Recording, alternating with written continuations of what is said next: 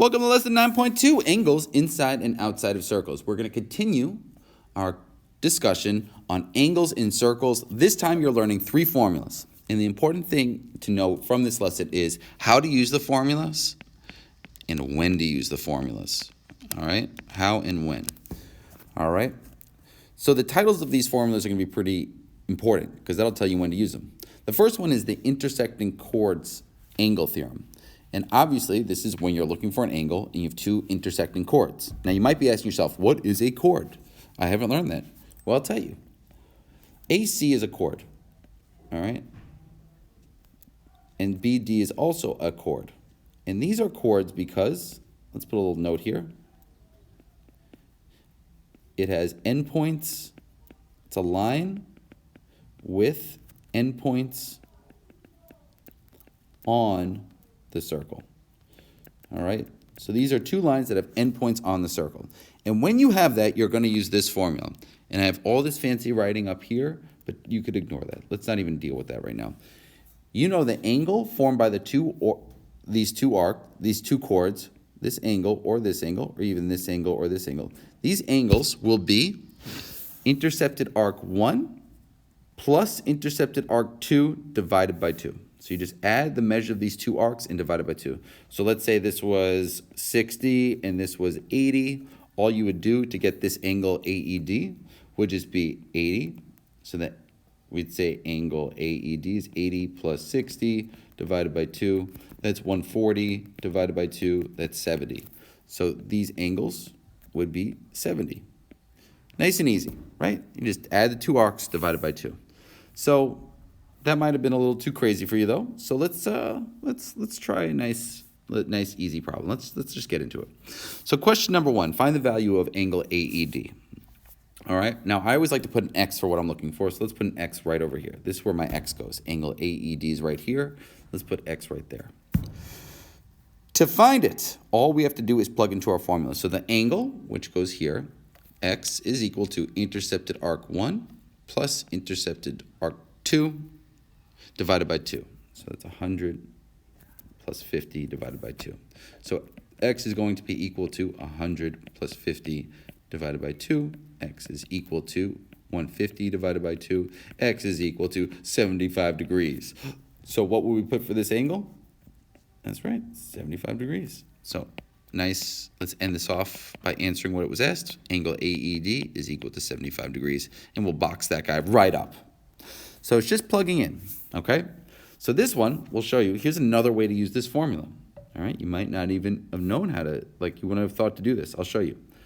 So this one's a little more interesting. It says find the value of arc GH, and that's this guy right here. So what we're going to do is actually put an X right there, okay?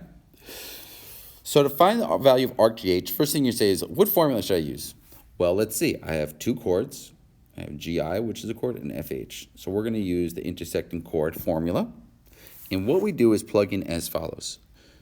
Here is where we always put the angle. So the angle we actually know is 80, right? These are both going to be 80 degrees. So 80 goes here. Arc 1 is 95. Arc 2 is our X. Ooh, see? Arc 1, 95. Arc 2, X.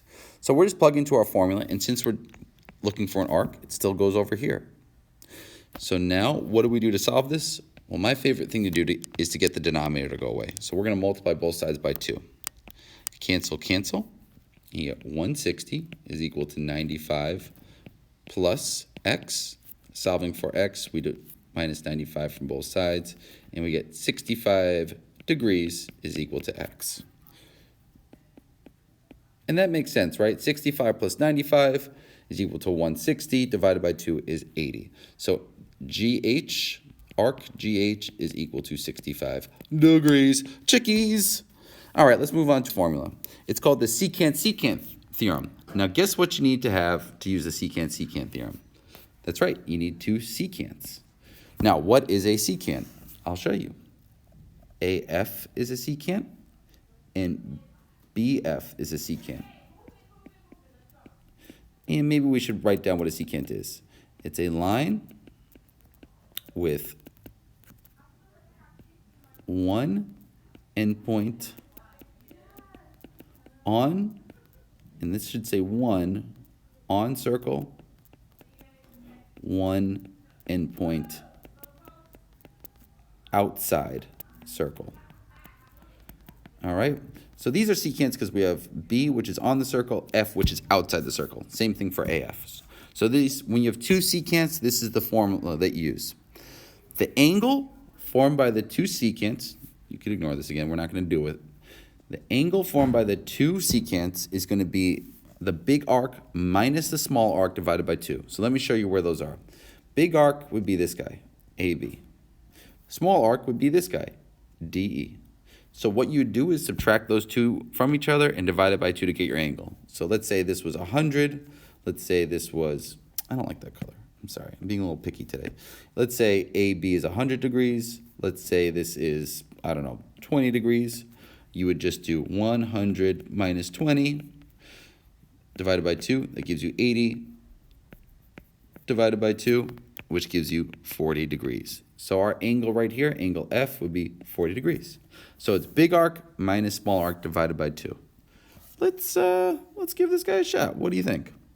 All right. So as you get, we're just kind of plugging into formulas. So for this one, we're looking for angle B. So we're going to put our X right there. So since that's our angle, we put that right here. And what we'll do is big arc minus small arc. So the big arc is obviously 110 degrees. The small arc is 50 degrees. And now we'll just plug in. So X is going to be equal to 110 minus 50 is 60 degrees divided by 2. X is going to be equal to 30 degrees. So angle B is 30 degrees. Now the second one, I say try doing it yourself. All right, see if you could handle this guy. It's kind of an interesting question. Oop, hold on, let me go back here. Let me go back. All right. All right. So if you look at this one, this is another one where we're going to use the secant theorem. See how these are both two lines. These are secants. It has an endpoint on the outside of the circle, one outside. This is an endpoint on the circle and one inside. So we have two secants. We're using the secant theorem. Always important to know which formula you're going to use so you can write down the formula next. So here's our secant. So right here it says find the measure of arc GI, which is right over here. Arc GI is right there. So we're going to put our X right there, and we're just going to plug in. So remember, we always put our angle right here. This is like the angle. So this is where 40 goes. 40 goes right here. We know angle H is 40. That's the angle formed by the two secants. The major arc is 200. That's right, Mia. And our minor arc is X. So what we do is 40 is equal to 200 minus X divided by 2. We're going to, once again, just multiply both sides by 2. I think that makes the math a lot easier. Here it cancels. We get 80 is equal to 200 minus X. We're going to subtract 200 from both sides. Don't worry, I know it's a negative. And we get negative 120 is equal to negative X. And what do you got to do there? Yeah, just multiply both sides by negative 1. And so you get X is equal to 120 degrees. So GI is equal to 120. And if you're wondering, like, did I do this right? You could always just check. You could just do your major arc, 200 minus 120 divided by 2 should give us 40. So this gives us 80 divided by 2, which gives us 40. Yeah, that works. And let me just quickly show you another kind of question I might ask you, okay? So let's say it's the same question here, but let's just change this question a little bit. Let's say I ask for FG.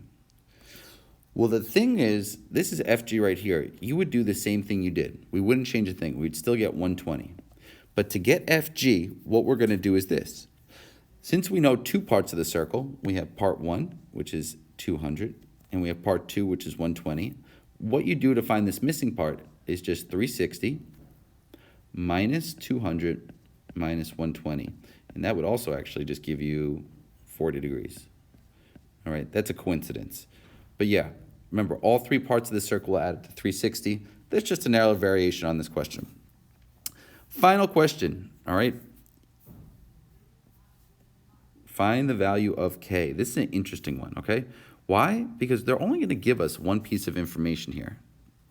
All right? They're only giving us one piece of information, and that's this. We know that JML is 250 degrees. I got to get this guy right here, angle K. But remember, to do this question, you need big arc minus small arc. So if I were to plug in, we put our angle here, x is equal to big arc, which is 250, minus, well, what's going on here? Do I put another variable there? No. We actually know what JL is, all right? Because if you look here, this actually just makes us the whole circle. We have the circle, this is 250 for the big part. The minor arc is just going to be, since we have the whole circle here, 360 minus 250. And that gives us 110 degrees. So we actually do know what the minor arc is. So we just put in 110 for our minor arc.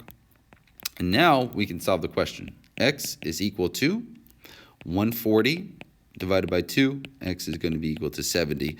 Dope. That's how it's done. All right? So remember, the whole circle always equals 360. That's going to help you a lot on these problems. Now, final question. The tangent chord theorem.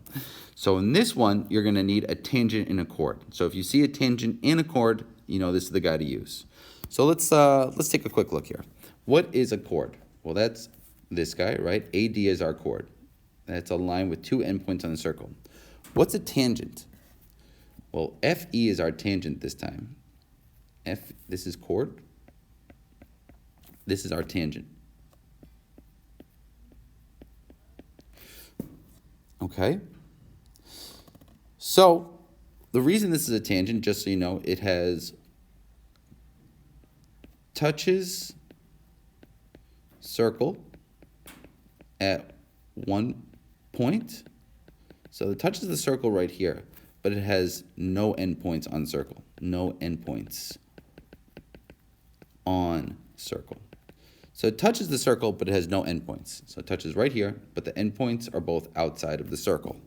So that's why this guy's a tangent. So since we have tangent chord, we know the angle is going to be the tangent chord theorem.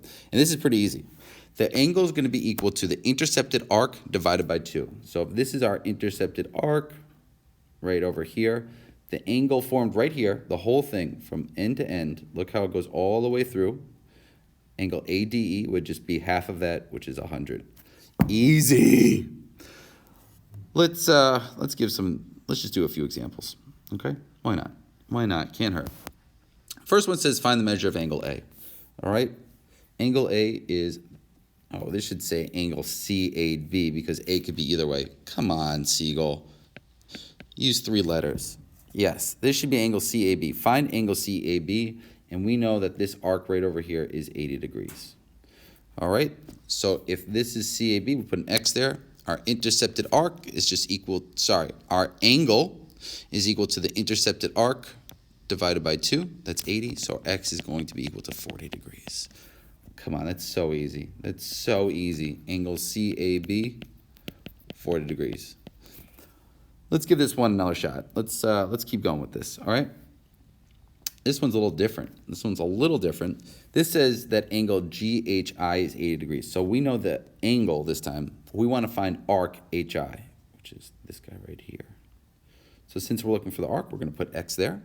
So remember, our angle is equal to 80 divided by X is the intercepted arc divided by 2. X is the intercepted arc.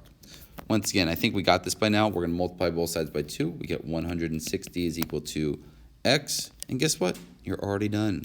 And that makes sense, right? This should just be equal to double the angle. We're going backwards here. Half of 160 is 80. Duh.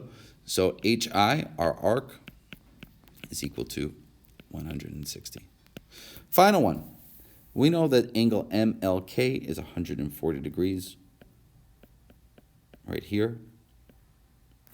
Find the measure of ML. That's our intercepted arc again. So that's where we're putting our X. So just like the last one, X, why am I putting that there? Come on, Seagull. Jeez.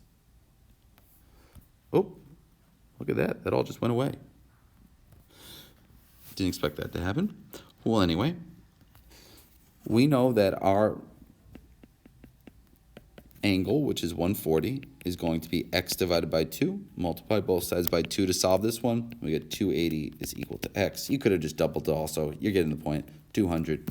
And remember, what's our tangent here? Our tangent is JK. That's how I knew. And what's our chord? ML.